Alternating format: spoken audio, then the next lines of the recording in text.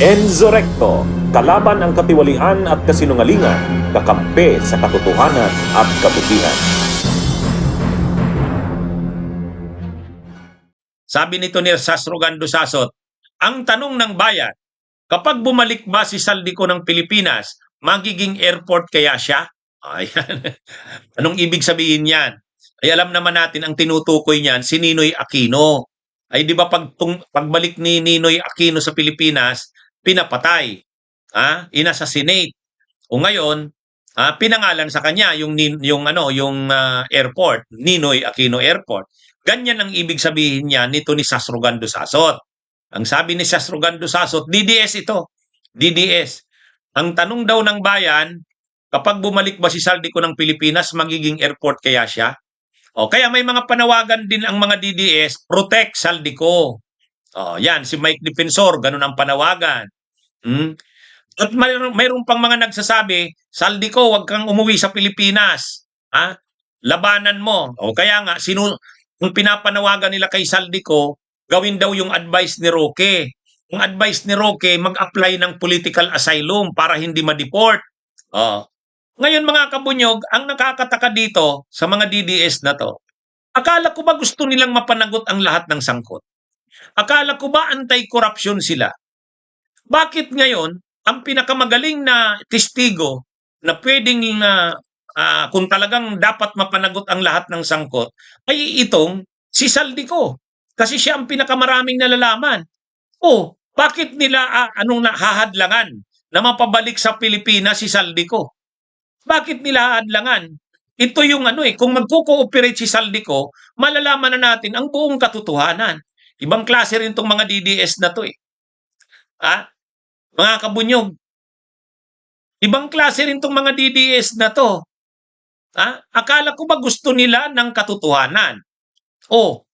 Maganda yan na maaresto si Saldico, hindi lang para mapanagot siya, kundi masabi niya ang lahat niyang sinasabi. Pagka dumating siya sa Pilipinas, iimbitahan siya ng Senate Blue Ribbon. Sinabi na ni Senador Ping Lacson. Iimbitahan niya si Saldico para matanong siya ng kanyang mga nalalaman sa ito kasi si Saldico talaga siya yung binabanggit nila Alcantara, siya yung binabanggit nila Bernardo, siya ang binabanggit ng mga DPWH, siya ang binabanggit siya rin yung binabanggit ng mga 18 na ex-Marines. Siya rin ang binabanggit ni Gutesa. Ibig sabihin, central na figure itong si Saldico sa buong nangyari na yan na mga anomalya sa flood control, sa usapin ng budget, sa usapin ng lahat. So ibig sabihin, dapat talagang maaresto si Saldico, hindi lang para mapanagot siya, kundi magpagsalita siya, malaman mula sa kanya ang katotohanan. Tapos ngayon, itong mga DDS, ang kinakalat nila, baka daw patayin si Saldico. Delikado daw si Saldico. Kaya ang advice ni Harry Roque, huwag kang umuwi sa Pilipinas, huwag kang magpa-deport, mag-apply ka ng asylum. Ay, mga kabunyog, ano ba talaga tong mga DDS na to? Ano yan matindi. Ang gulo na nitong mga DDS na to. Mga kabunyog.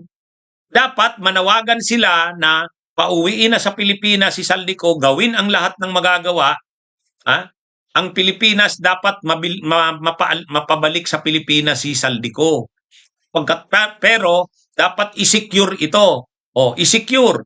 Tama yun. Tapos dapat imbestigahan si Saldico. At lumabas mula dito ang lahat ng kanyang nalalaman. Ganun dapat. Pero itong mga DDS iba Itong mga pro-Duterte iba. Sabi ni Harry Roque, hindi totoong naaresto si Saldico. Parang natutuwa sila na hindi naman pala si Saldico ang naaresto. Natutuwa sila na hindi naaresto si Saldico. Dapat nga matuwa ka na naaresto na si Saldico sa Czech Republic dapat matuwa ka na finally mapapanagot na siya. At finally, sana magsabi na siya ng lahat niyang nalalaman. Yun ang dapat na attitude dyan tungkol kay Saldico. Pero itong mga DDS, iba. Nagkakalat sila ng na hindi daw totoong naaresto si Saldico. So, hindi pala kayo masaya na naaresto si Saldico. Ina-advisean pa na mag-apply daw ng asylum para hindi pa babalik sa Pilipinas. Ay, matindi. Matindi talaga itong mga ito. Mga DDS na to. Oh. Anyway, mga kabunyog, mga kababayan, ito, ang malinaw dito, ang mamamayang Pilipino, ang gusto ng mamamayang Pilipino, kaagad-agad mapabalik na sa Pilipinas si Saldico. Para una, mapanagot talaga siya. Pangalawa, masabi niya ang kanyang mga nalalaman. Kasi siya yung siya yung maraming nalalaman. Sa lahat ng mga nangyari, doon sa mga insertion sa budget, siya ang maraming nalalaman.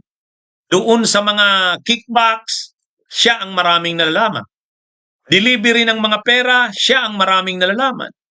Kaya, dapat mapabalik na si Saldico para mapanagot.